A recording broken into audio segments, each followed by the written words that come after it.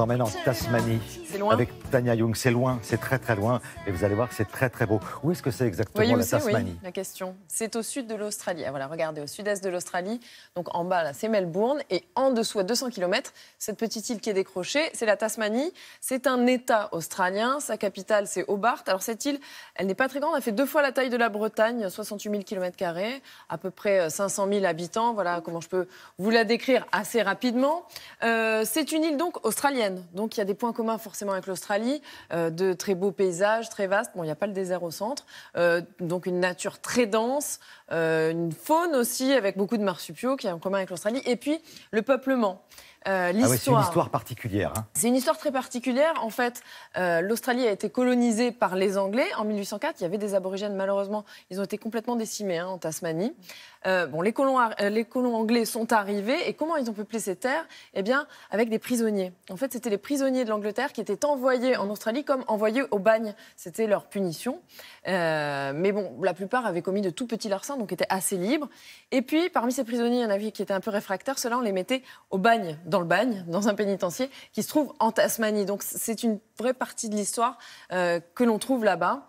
Et puis, il y a aussi des différences avec l'Australie. Hein. Cette île a vraiment sa propre personnalité. Et je vous propose qu'on aille découvrir ça ensemble. Allez. Ses habitants l'appellent Tassie. Sculptée par les éléments bien plus que par l'homme, sa nature en impose, ancestrale et puissante. Des falaises vertigineuses et des arbres parmi les plus hauts du monde, la Tasmanie est une terre à part. Pourtant, en 1804, les Occidentaux décident de l'apprivoiser, les colons britanniques s'y installent, les aborigènes n'y survivent pas. La couronne veut peupler cette nouvelle terre de manière peu conventionnelle. Elle y envoie plus de 70 000 détenus en tout juste 50 ans. La Tasmanie à cette époque est une prison à ciel ouvert, mais pour les bagnards les plus réfractaires, il y a ce pénitencier, Port Arthur, un lieu historique, émouvant et vibrant, qui raconte les fondations de toute une nation. Port Arthur était une prison de second degré. Et c'était un endroit où ils envoyaient les criminels considérés comme incorrigibles, voire incurables. Longtemps, les descendants de cette population de bagnards avaient honte de cette généalogie qui faisait tache, comme une marque indélébile. Mais aujourd'hui, c'est presque devenu un pédigré, quelque chose dont on est fier. D'autant que grâce à cette population de prisonniers, formés et utilisés gratuitement pour la construction des bâtiments, la capitale Hobart a vu le jour en quelques années à peine et devint très vite un port baleinier à renommée internationale. Aujourd'hui sur le port, encore des marques de cette époque. Les anciens dépôts sont devenus des boutiques et des cafés et l'agitation portuaire a laissé place à la douceur de vivre. Hobart attire les touristes et depuis 10 ans, la ville est devenue une destination privilégiée. Alors maintenant, on va découvrir un endroit extraordinaire, un endroit très important pour Hobart, mais aussi pour l'ensemble de la Tasmanie. On va au musée.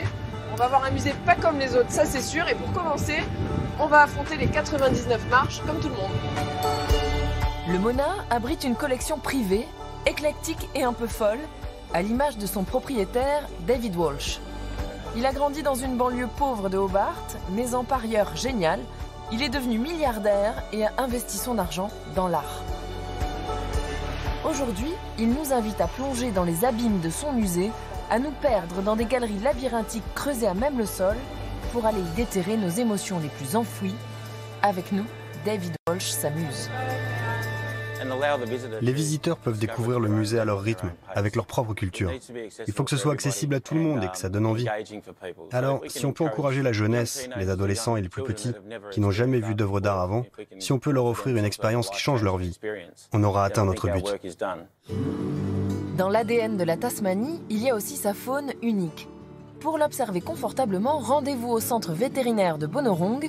Ici, les animaux blessés sont pris en charge, soignés. Durant leur séjour, ils séduisent les visiteurs.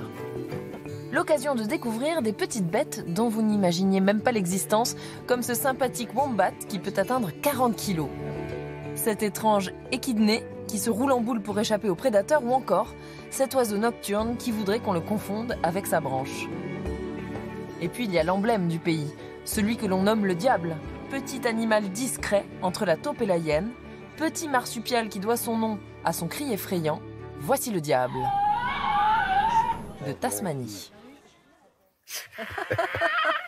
C'est un petit... Oui, parce qu'ils se demandaient, mais est-ce qu'on va parler de moi à un moment donné? Donc, Oui, il le râlait un diable peu. de Tasmanie. Ça fait quand même un peu loin, non? C'est loin, mais alors, actu, il y a un vol qui vient d'ouvrir, le premier vol, il n'y a même pas un mois, entre l'Europe et l'Australie, vol direct, hein, parce qu'avant il y avait des vols mais pas directs. C'est Qantas, la compagnie australienne, qui a mis en place ce vol, 17 heures entre London et Perth. Il y a d'autres compagnies pour y aller, évidemment, Air France, Emirates, mais eux ont des escales. Voilà, donc une information de taille quand on fait des longs voyages comme ça. Merci pour ce beau voyage, Tania. Merci beaucoup.